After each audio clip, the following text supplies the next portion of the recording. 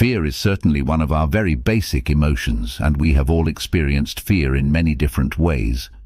Most of us do not believe that ghosts exist, even though we enjoy watching horror movies that seem to capture our imagination and sends our hearts racing for a few hours.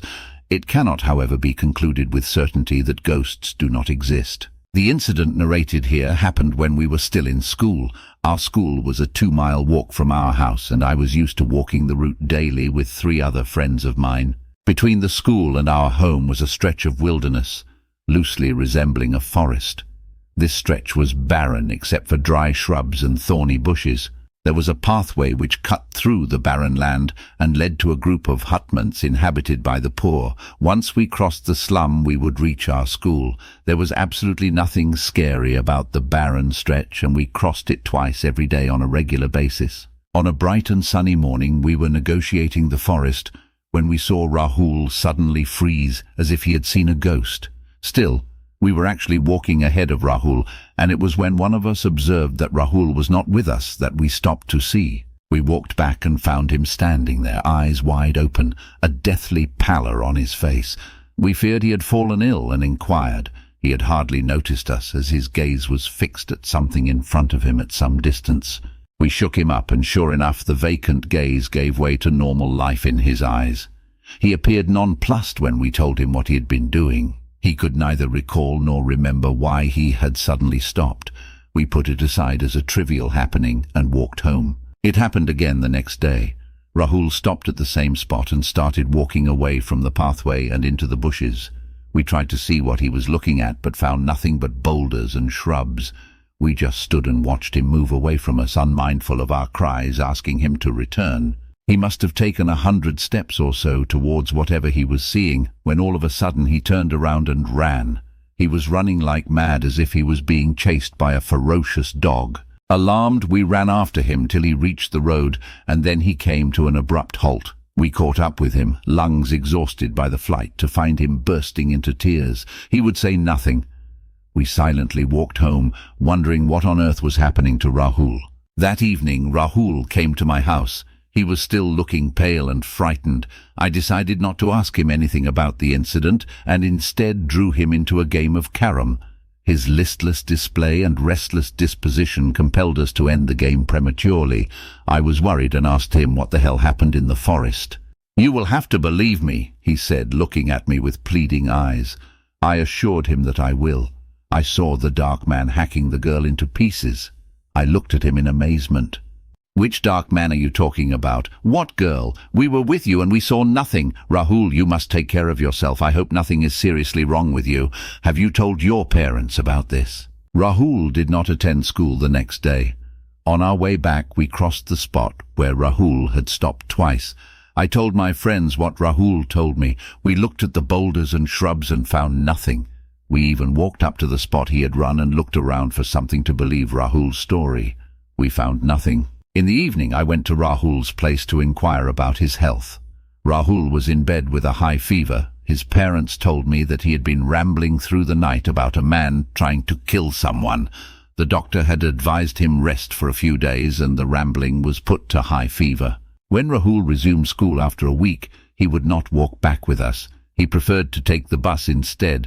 We asked Rahul about the forest incident. He kept telling us that he, in fact, saw a lean, dark man hacking a beautiful girl into pieces. In fact, he confided that he had been seeing this incident happen frequently in his dreams also. We were flabbergasted. How could such a thing come to be? Rahul must have been imagining this long enough to believe that it was real. Avoiding the walk through the bushes seemed to be hardly doing anything good for Rahul. He had now started seeing the man everywhere, at school, on the bus, at home. The man was pursuing Rahul. The girl was now not to be seen. Rahul was convinced that the man was after him, as he had seen him kill the girl. Who was he? Where did he live? Why did he kill the girl? I told my parents about Rahul. Rahul's parents were deeply disturbed by their son's behavior. He was behaving like a fugitive, running away from someone, looking around him like a man pursued and in fear. He would be normal one moment, and the other moment he would rush away to hide from the killer. He kept saying that the killer would get him sooner or later. Psychiatric help was arranged for Rahul. Doctors were of the view that it was some personality disorder and put him under some strong medication. The parents, however, were not satisfied with the diagnosis and were seeking some alternative remedies. Mr. Ram Avtar, my father's friend, used to frequently visit our house. My father used to tell us about his paranormal powers and strange healing methods. He himself hardly believed in such powers, but tales of his friend's miracle remedies did impress him. Rahul's case was submitted to the friend for evaluation. Ram Avtar, the miracle man, demanded a one-to-one meeting with Rahul. Ram Avtar was from the Faizabad district of Uttar Pradesh. He was short, strong, and sported a very impressive moustache whose ends curled up. His forehead always carried a tilak. He always wore a long string of spatik, mercury beads, around his neck. Ram Avtar himself did not believe that he was a miracle man, but there was something in the spatik necklace that he wore. His tryst with the paranormal is said to have begun in the holy city of Benares. Ram Avtar was born and raised in Faizabad, close to the holy city of Ayodhya. His family was very religious, and his father actively participated in organizing congregations of sadhus in Ayodhya, which happened twice every year. Young Ram Avtar was commissioned to help his father in making arrangements for such congregations. On one such occasion, Ram Avtar met a man of very saintly personage. This saint picked Ram Avtar from the thronging crowd of devotees and asked him to be at his side during the ceremonies. During the function, the saint would ask Ram Avtar to take him home, which the latter ignored as a formality. To his utter surprise, the saint one evening came home.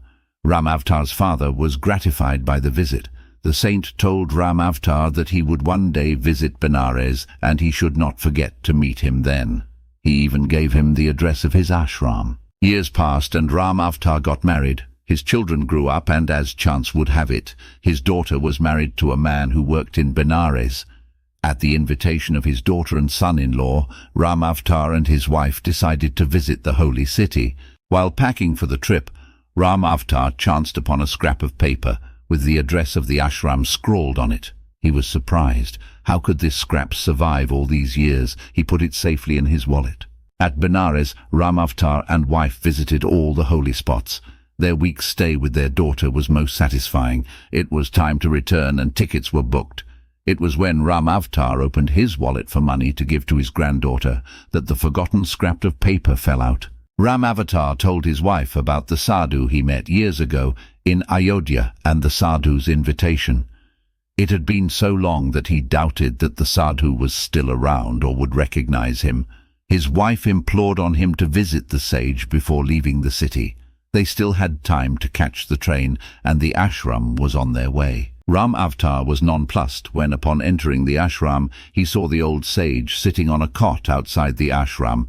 The old man looked at Ram Avtar and said, "I knew you will come." Ram Avtar fell at the sage's feet and sought his blessings. He was quite ashamed that he could not remember to visit the sage earlier. The sage blessed him, took out a necklace of mercury beads, and giving it to Ram Avtar said, "Wear this and you shall be guided." It was with the help of this necklace that Ram Avtar is believed to have done his miracles. He himself believed that whenever he wore the necklace, he would be possessed by some spirit. Ram Avtar's meeting with Rahul lasted an hour. When it was over, Ram Avtar wanted to take the boy to the spot in the forest. He asked 4 people to accompany him with the boy. Rahul's father, my father, and 2 other neighbors went. I wanted to go too, but was not allowed. It must have been about 7 in the evening when the party left for the barren stretch. They returned after 3 hours, while a clutch of anxious well-wishers waited for their return at Rahul's house. Rahul was asked to go to bed after a glass of milk and honey.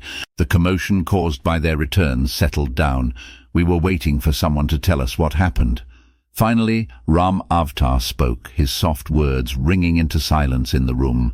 All of us sat absolutely still, eyes on Ram Avtar, ears strained.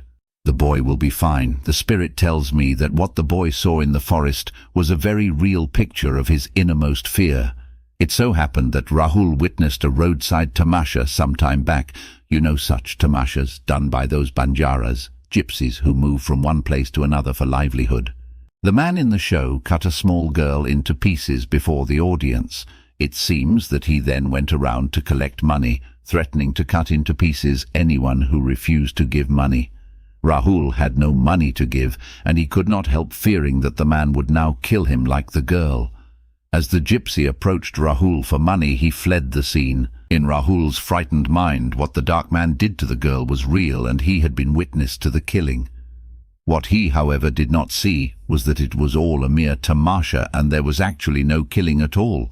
But Rahul was too afraid and had fled before the girl emerged unscathed. It is strange what fear does to human beings. You try to run away from things you fear, but they follow you, disguised in so many different ways.